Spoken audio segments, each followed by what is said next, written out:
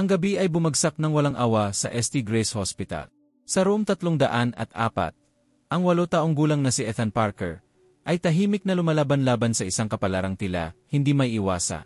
Ang tunog ng heart monitor ay paputol-putol. Bawat pintig ay mas mahina kaysa sa nauna. Sina Sarah at Michael, ang kanyang mga magulang, ay nakaupo sa tabi ng kama, hindi mapigilan ang kanilang mga luha. Ang maputlang anyo ni Ethan, nakapikit ang mga mata at hira sa paghinga, ay isang dagok na hindi nila alam kung paano patanggapi. Sa tabi niya, si Charlie, ang tapat na golden retriever, ay hindi umalis sa kanyang tabi. Nasa gilid ng kama, nakapatong ang kanyang nguso sa kamay ng bata, at parang sinusubukang protektahan siya mula sa isang bagay na hindi nakikita. Ilang oras ang nakalipas, pumasok si Yar Richard Coleman sa silid na may mabigat na ekspresyon. Paumanhin, sabi niya, ang kanyang boses ay bumasag sa katahimikan. Wala na kaming magagawa pa. Napakahina ng puso ni Ethan. Ang mga salitang iyon ay parang gumiba sa lupa sa ilalim ni Sarah at Michael. Alam nilang nauubos na ang oras. Ngunit ang marinig ang huling hatol ay hindi nila kayang tiisi. Mula noon, ang silid ay naging parang kulungan ng kawalang pag-asa, kung saan bawat segundo ay puno ng tahimik na luha at nawawalang mga tingi. Ngunit si Charlie, sa di maipaliwanag na dahilan, ay tila ayaw sumuko. Ang aso ay paikot-ikot, na parang may hinihintay. Bigla siyang huminto, tumayo ang mga tainga, at ang kanyang atensyon ay napunta sa bintana, kung saan ang liwanag ng buong buwan ay tila tumatago sa salamin ng may hindi pangkaraniwang laka. Parang may nararamdaman siya na hindi kayang makita ng mga tao. Nagbago ang hangin sa silid. Napansin ni Sarah ang pagkabalisa ng aso, at tumingin kay Michael na may halong pag-asa at kawalang pag-asa. Biglang ang heart monitor ni Ethan ay nagsimulang mag-beep ng hindi regular. Ang tunog ay isang malakas na alarma na nagpasigaw kay Sarah, "Doktor, pakiusap, dali." Nagmadaling pumasok ang medical na team sa silid, at nagkaroon ng kaguluhan. Inaayos ni Yar Coleman ang mga kagamitan, habang ang mga nurse ay sinubukang patatagin si Ethan. Sa gitna ng kaguluhan, tumalon si Charlie sa kama, pinindot ang kanyang katawan laban sa bata. "Ilabas ang aso na yan dito," utos ni Yar Coleman, halatang naiinis. "Huwag pakiusap," nakiusap ni Sarah, nanginginig ang mga kamay. "Sinubukan na namin ang lahat." Nag-atubili ang doktor, ngunit pinahintulutan ito. Humiga si Charlie sa tabi ni Ethan. Ang kanyang malalim na paghinga ay tila sumasabay sa bata. Ang nangyari pagkatapos ay nagpatigil sa lahat ng nasa silid. Dahan-dahang nagpatatag ang heart monitor. Gumalaw ang katawan ni Ethan. Sa unang pagkakataon sa maraming araw, iminulat niya ang kanyang mga mata at, sa boses na halos hindi marinig, bumulong, "Charlie, hindi mo ako iniwan." Ang katahimikan sa silid ay nakabibing. Ang mga luha ni Sarah ay naging hikbi, habang mahigpit na hinawakan ni Michael ang kamay ng kanilang anak. Si Yar Coleman ay tumingin ng hindi makapaniwala, hindi maipaliwanag ang kanyang nasaksihan. Ngunit mayroong isang bagay sa tingin ni Charlie na tila nagsasabi na alam niya, na sa panuman, may mas makapangyarihan na nangyari. Sa sandaling iyon, isang tanong ang lumutang sa hangin.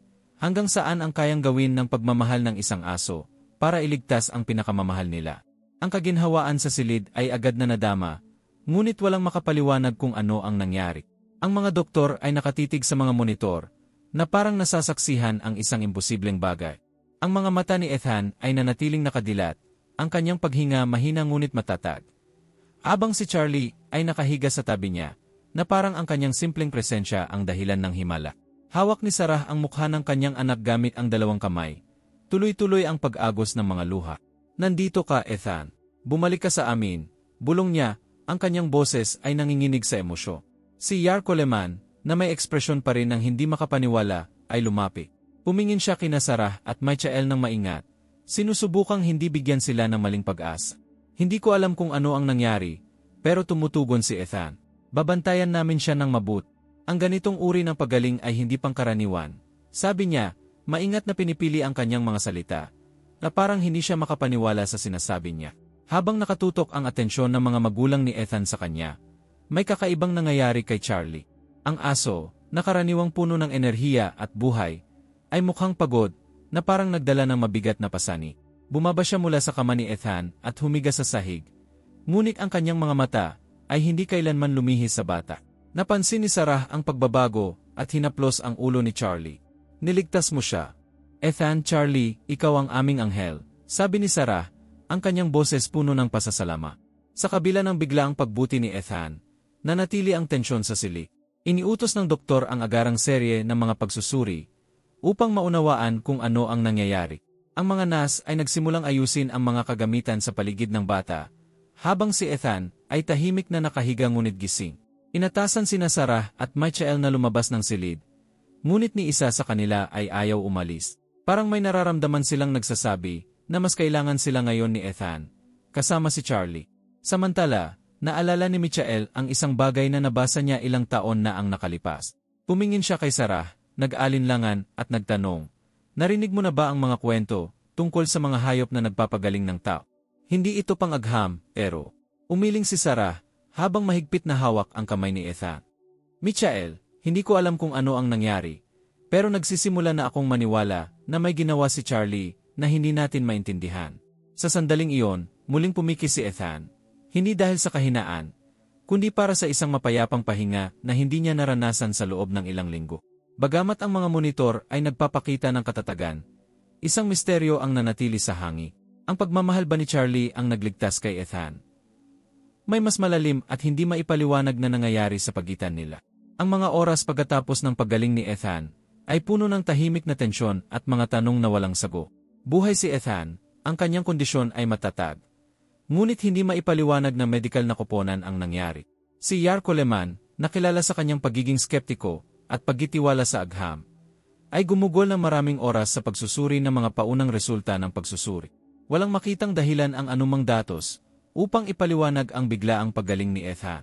Samantala, sa loob ng silid, nanatiling mapagbantay si Charlie, bagamat ang kanyang enerhiya ay kapansin-pansing humina. Ang kilos ng aso ay parang nagpapahiwatig na may isinakripisyo siya para mailigtas ang bata. Hindi maalis ni Michael ang kanyang tingin kay Charlie. Naalala niya ang isang kwento mula sa kanyang lolo noong bata pa siya tungkol sa mga aso na, sa panahon ng matinding pangangailangan, ay maaring magbahagi ng kanilang lakas ng buhay sa mga tao na mahal nila. Isang sinaunang paniniwala na walang batayan sa agham. Ngunit ang imahe ni Charlie sa tabi ni Ethan ay muling bumuhay ng alaala. Nagatubili siyang sabihin ito kay Sarah. Ngunit nang makita ang malayong tingin ng kanyang asawa, nagpa siyang sumugat. "Sarah, hindi ba parang kakaiba si Charlie sa'yo? Mukha siyang pagod, pero hindi tulad ng isang asong tumakbo maghapon. Parang mas malalim." Habang mahigpit na hawak pa rin ni Sarah ang kamay ni Ethan, tumingin siya kay Michael.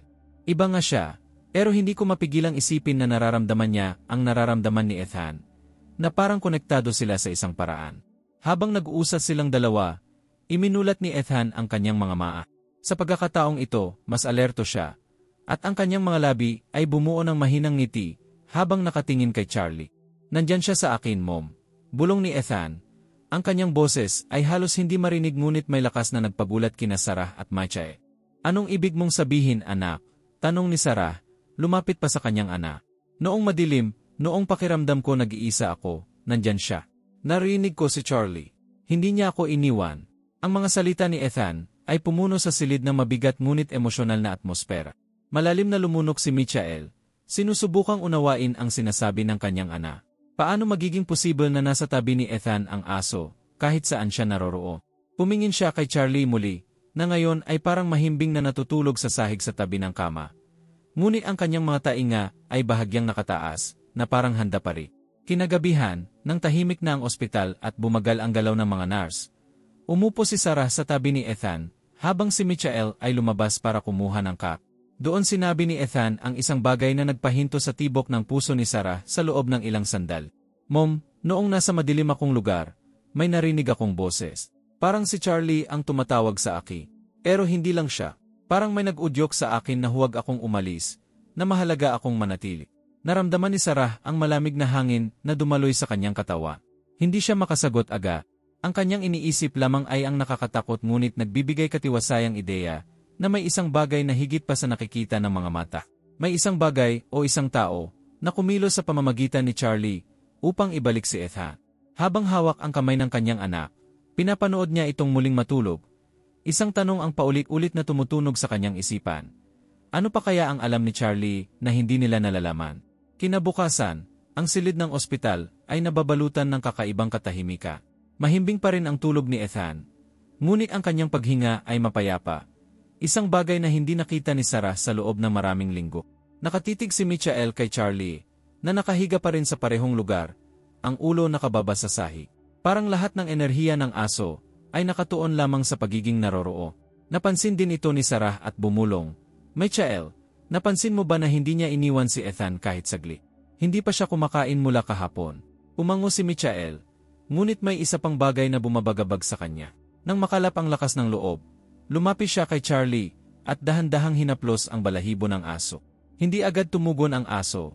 Binuksan lang nito ang kanyang pagod na mga mata at malalim na huminga. May kalungkutan sa kanyang mga mata, halong isang bagay na hindi maipaliwanag ni Michael. Parang may nalalaman si Charlie na hindi maunawaan ng mga tao. Siguro alam niya ang hindi natin alam, bulong ni Michael na parang para sa sarili. Samantala, nagsimulang gumalaw si Ethan sa kama. Dahan-dahang iminulat ang kanyang mga mata, at nang makita si Charlie sa sahig, inabot niya ang kamay upang hawakan ito. Agad na tinulungan siya ni Sarah na umupo, nag-alala pa rin, ngunit determinado si Ethan. "Kailangan ko siya mo. Siya ang dahilan kung bakit ako nandito," sabi ng bata. Mahina ang boses ngunit may sapat na lakas upang magbigay ng katahimikan kay Sarah. Naputol ang sandali nang pumasok si Yar Coleman sa silid. May hawak na clipboard, ang ekspresyon nito ay halong ginhawa at paggalit. Normal ang mga pagsusuwi ni Ethan, pero hindi ito makatuwira. Walang indikasyon na maaari siyang gumaling ng ganito kabilis. "Hindi ko maipaliwanag ito." Humingin siya kay Michael at Sarah, na nag-alangan bago magpatuloy. "Napansin niyo ba ang anumang kakaiba? Anumang pagbabago na maaring naging sanhi nito?" Nagpalitan ng tingin sina Michael at Sarah. Hindi nila alam kung paano ipapaliwanag ang nangyayari ng hindi mukhang balik. Sa huli, sino ang maniniwala na ang ugnayan sa pagitan ng isang bata at ng kanyang aso ang maaring maging susi sa isang bagay na ganito kamirakul? "Ang alam lang namin ay hindi iniwan ni Charlie ang kanyang tabi," sagot ni Sarah, pilit pinapanatili ang kalmadong tinig. "Siguro iyon ang nakatulong." Humingin si Yar Coleman kay Charlie, na parang isinasaalang-alang ang di pangkaraniwang posibilidad. Alam niyang hindi niya maaring ibase ang kanyang konklusyon sa anuman maliban sa agham. Ngunit ang intensity sa tingin ng aso ay nagpatigil sa kanya ng sandal. "Bubusisiin pa namin ang kalagayan ni Ethan. Ngunit kailangan kong sabihin, kakaiba ang kasong ito." Nang umalis ang doktor, lumapit si Michael sa bintana, sinusubukang maghanap ng sagot sa kulay-abong tanawin sa labas. Alam niyang may isang bagay na kahangahangang nangyayari, isang bagay na hindi maipaliwanag ng lohika. Habang tinitingnan niya si Charlie, na ngayon ay mukhang mas pagod pa, naramdaman niya ang alon ng pagkakasala, dahil hindi niya mapagaan ang pasan ng aso. Ngunit isang bagay ang malinaw, ginagampanan ni Charlie ang isang papel na hindi maipaliwanag. Ano ang nagtulak sa kanya? Ano ang alam niya? At higit sa lahat, hanggang saan siya handang magparaya para kay Ethan? Nanatili si Charlie sa tabi ni Ethan. Ang kanyang mga mata ngayon ay mapurol, at ang kanyang lakas ay kitang-kitang naubos habang lumilipas ang bawat oras. Naramdaman ni Sarah ang mas masikip na buhol sa kanyang puso habang pinagmamasdan ang aso. Parang may nawawala sa kanya, ngunit ang kanyang determinasyon na protektahan si Ethan ay hindi matina. Nagsimulang mapansin ni Michael ang maliliit na pagbabago sa kilos ng aso. Hindi na siya tumutugon sa mga tunog sa paligid, at hindi man lang niya itinaas ang kanyang ulo kapag tinatawa. Parang ang mismong buhay niya ay unti-unting naubos. Samantala, si Ethan, sa kabila ng lahat, ay nagpapakita ng pagbuti na walang makapagpaliwana. Hapon na nang hilingin ni Ethan na maupo sa gilid ng kama. Ang kanyang tinig, na dating mahina, ay ngayon ay mas matata. "Mom, kailangan kong manatili si Charlie sa akin, kahit napagod siya," sabi ni Ethan, dahan-dahang hinahawakan ang tali ng aso. Sinubukan ni Sarah na itago ang kanyang pag-aalala, ngunit ang kahinaan ni Charlie ay masyadong halata. Paano niya tatanggihan ang hiling ng kanyang anak, kung tila nagbabalik ito sa buhay matapos ang isang bangungo? Hindi mayalis ni Michael ang pakiramdam na may nangyayaring higit pa sa kanyang pag-aunawa. Kinagabihan, bumangon siya at nagpunta sa pasilyo ng ospital, kung saan tumigil siya at pinagmasdan ang kalangitan sa labas ng bintana. Nagnininging ang mga bituin, ngunit may kakaibang nakakabagabag sa tanawi. Paano ito nangyayari? Bulong niya sa sarili. Bakit parang binibigay ni Charlie ang bahagi ng sarili niya para kay Ethan? Pagbalik niya sa silid, nakita niya si Sarah na nakaupo sa tabi ni Ethan, na natutulog ng paya. Si Charlie, ulad ng dati, ay nanatiling nakahiga sa sahig. Ang mga mata ay nakapako sa bata na parang nagbabanta. Tahimik sa silid, ang tanging tunog ay ang mahinang paghinga ni Ethan. Lumuhod si Michael sa tabi ni Charlie. Hinaplos ang ulo nito, at mahina niyang binulong, ginagawa mo ang isang bagay na hindi namin naunawaan, hindi ba? Pero sa anong halaga? Kinabukasan, bumalik si Yar Coleman na may dalang higit pang mga resulta ng pagsusuri. Hindi siya makapaniwala habang nagsasalita. Walang paraan upang maipaliwanag ito. Hindi lamang matatag si Ethan, kundi nagpapakita rin ng mga senyales ng ganap na paggaling. Kung magpapatuloy ito, maaari siyang ma-discharge sa loob ng ilang araw. Pumingin siya sa mga magulang na may halong tuwa at pagkalito. Ngunit kailangan kong magtanong, mayroong bang interbensyon na hindi namin nalalaman? Nag-atubili sina Michael at Sarah. Paano nila maipapaliwanag na ang puso ng silid na yon ay hindi kay Ethan kundi kay Charlie? Na ang aso, tila tahimik na lumalaban para sa kanyang may-ari, ay gumagawa ng sakripisyong walang nakakaalam kung hanggang saan maaring magtulo. Ang malinaw lang ay bawat hakbang ni Ethan patungo sa buhay ay parang nagkakahalaga ng bahagi ng sigla ni Charlie. Kahit na ito ay nagkakahalaga ng lahat para sa kanya, iningnan ni Ethan ang kanyang mga magulang.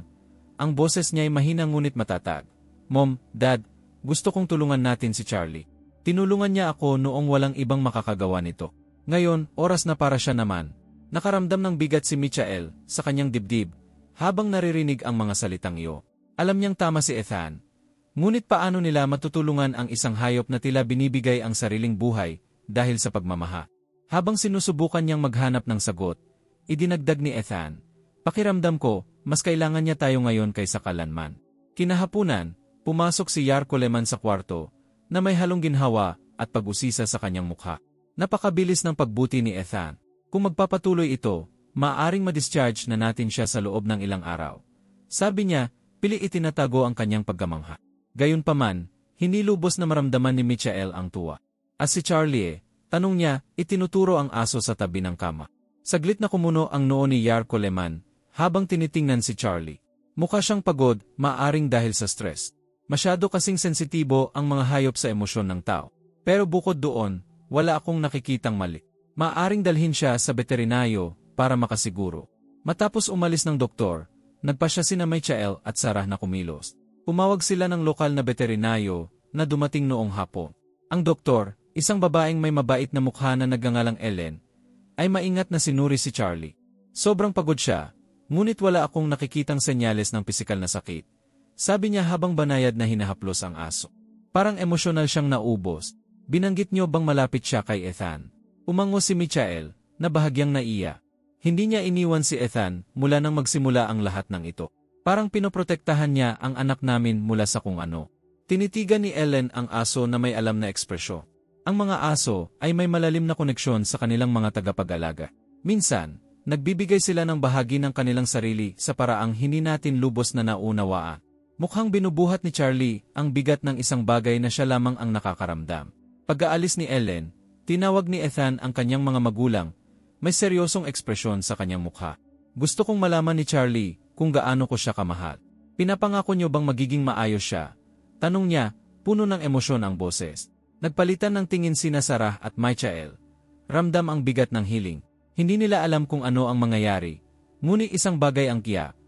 Ang koneksyon sa pagitan nina Ethan at Charlie ay higit pa sa kanilang maipapaliwana. Lumipas ang gabi, nagdala ng kakaibang katahimikan ang dilim sa kwarto ni Ethan. Nakaupo siya ng komportable sa kama. Nakatingin kay Charlie na tila nawawalan na ng lakas. Mabagal at mabigat ang paghinga nito. At ang liwanag sa kanyang mga mata ay unti-unting nawawala. Nasa tabi ni Ethan si Sarah. Hawak ang kamay ng anak, habang si Michael naman ay nakatayo malapit sa bintana, ang mga kamay nasa bulsa. Mom, alam kong pagod na si Charlie. Sabi ni Ethan. Mahina ngunit puno ng damdamin ang boses. Nandito pa rin siya para sa akin. Pero pakiramdam ko, masyado na siyang nagsusumika. Huminga ng malalim si Sarah. Pilit pinipigilan ang kanyang luha. Alam niyang tama si Ethan. Ngunit ang ideya ng mawala si Charlie ay hindi niya matanggap. Malakas siya, Ana. Ginawa niya ang lahat para sa iyo. At sa panuman, pinoprotektahan ka pa rin niya. Dahan-dahang lumapit si Michael sa kama. Lumuhod sa tabi ni Ethan. At nilagay ang kamay niya sa balikat ng Ana. Ethan, ibinigay ni Charlie ang lahat para mailigtas ka. Siguro panahon na para hayaan siyang magpahinga kahit sandali. Ginawa niya ito dahil mahal ka niya. Pero ngayon, kailangan niyang kami naman ang mag-alaga sa kanya. Sumilay ang mga salita ni Michael sa katahimikan ng kwarto. Tinitigan ni Ethan ang kanyang ama. Puno ng luha ang kanyang mga mata. Alam ko, Dad. Pero gusto kong malaman niya na hindi ko kailanman makakalimutan ang ginawa niya para sa akin. Kailanman. Habang lumipas ang gabi, tila nabalot ng halos supernatural na katahimikan ang silik. Patuloy na tumutunog ang monitor ni Ethan. Nagpapakita ng unti-unting pagbuti ng bata. Ngunit sa tabi ng kama, tila nag-iba na si Charlie. Mabagal ang kanyang paghinga, halos hindi na maimulat ang mga maa. Nang iminulat niya ito ng saglit, tumingin siya kay Ethan na parang may ipinapasa itong huling tahimik na mensa. Napansin ni Michael ang pagbabago at lumuhod sa tabi ni Charlie. Banayad na hinahaplos ang ulo nito. Ginawa mo ang isang bagay na hindi namin lubos na maunawaan, Ki. Ibinigay mo ang lahat para kay Ethan. Salamat. Salamat sa pagiging bahagi ng aming pamilya. Habang sumisikat ang araw, dahan-dahang nagising si Ethan. Pakiramdam niya ay may kapayapaang matagal na niyang hindi nararamdaman.